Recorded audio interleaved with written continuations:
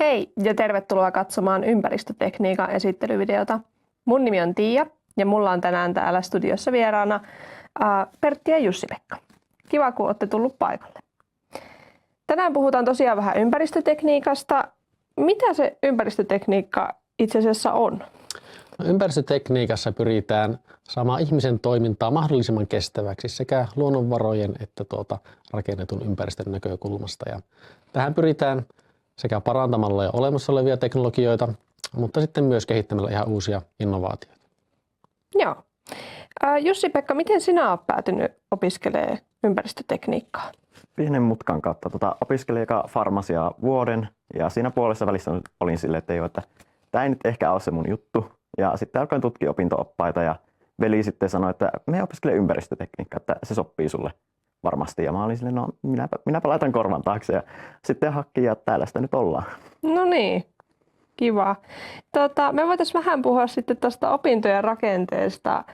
Meillä tässä taustalla näkyy nyt teidän opintojen rakenne.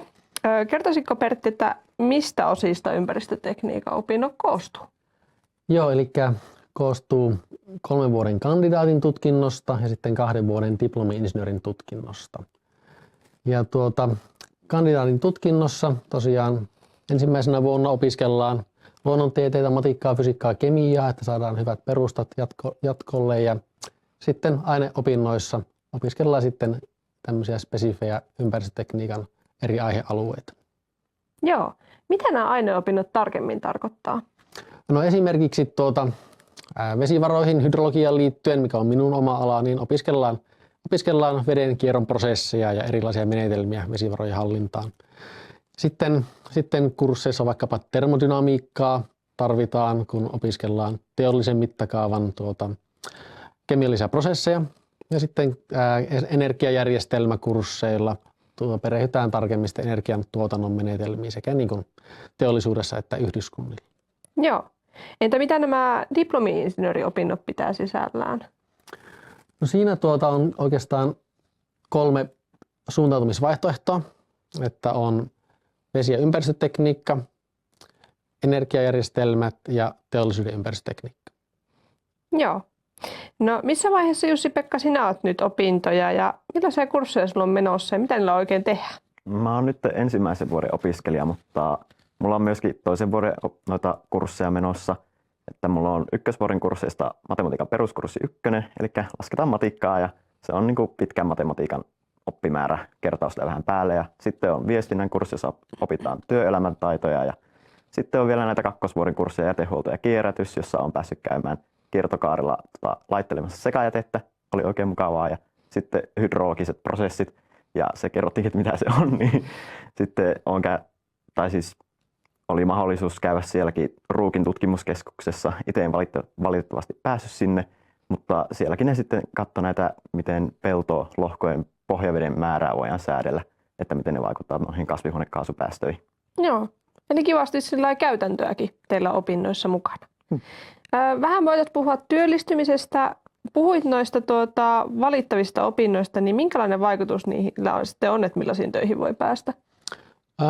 No joo, ne ei ole mitenkään poissulkevia, mutta selkeästi eri kokonaisuuksia, että se sitten tavallaan ohjaa sitä sektoria, millä työskentelee, että energiajärjestelmien opinnoilla niin tulee sitten energiasektorille mahdollisuuksia. Sitten vesi- ja ympäristötekniikassa enemmän tämmöistä niin kuin luonnonvarojen kanssa, vesien hallinnan ja myös yhdyskuntien veden puhdistuksen ja veden käsittelyn kanssa. Ja sitten teollisuuden ympäristötekniikka on sitten enemmän teollisuusympäristöihin painottuvaa. Joo. No entä sitten kun valmistuu, niin millaisia työllistymismahdollisuuksia teillä on? Mahdollisuudet on monipuoliset. Ajattelin ottaa kaivosympäristön esimerkiksi tässä. Esimerkiksi voi työllistyä viranomaispuolelle, joka vaikkapa luvittaa kaivostoimintaa tai valvoo kaivosten ympäristölupia. Toisaalta voi työllistyä kaivosyhtiöihin suunnittelemaan eri prosesseja tai vesien hallintaa vaikkapa kaivosalueella.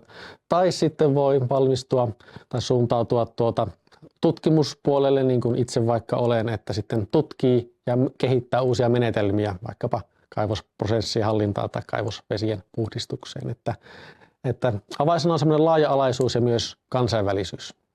Joo, melko monipuoliset vaihtoehdot siis. No onko sulla Jussi-Pekka jo jonkinlainen tavoite siitä, millaisiin töihin haluaisit opintojen jälkeen päästä? No, olen mä miettinyt jotain kehitysinsinööriä vaikka teollisuudessa tai sitten jotain konsultointijuttuja, mutta sinänsä ei ole mitään niin kuin kiveä hakattu, että sille avoimin mielin vielä. Ja onhan tässä opintoja ja aikaa jäljellä miettiäkin. Kyllä. Kiitoksia paljon Pertti ja Jussi-Pekka sekä katsojat siellä ruudun toisella puolella. Mikäli jäi mietityttää ympäristötekniikan opinnot, niin kannattaa käydä kurkkaamassa meidän oulu.fi-verkkosivut. Sieltä löytyy paljon hyödyllistä tietoa. Kiitos ja näkemiin.